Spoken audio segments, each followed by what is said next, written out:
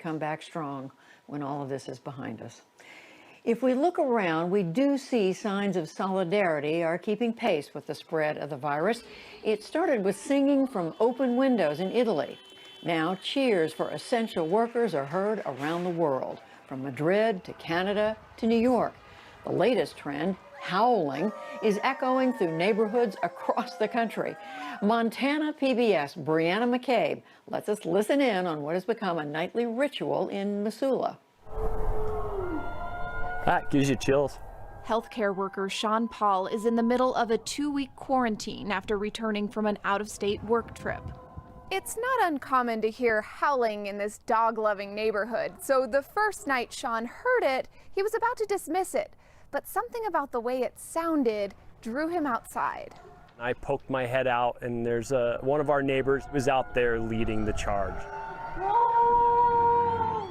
By the next night, more neighbors heard about the 8 o'clock howl through social media or sidewalk messages, saying the gesture shows support for healthcare workers and first responders.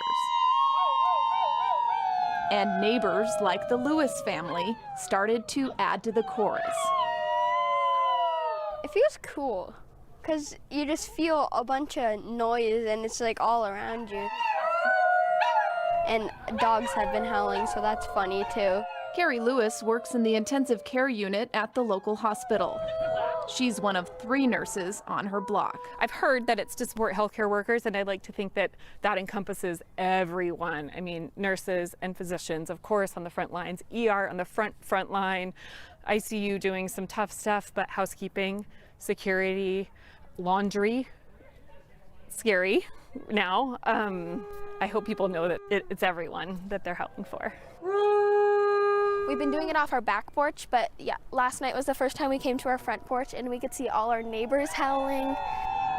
Who knew being isolated could bring us all a little closer? It's more and more every night.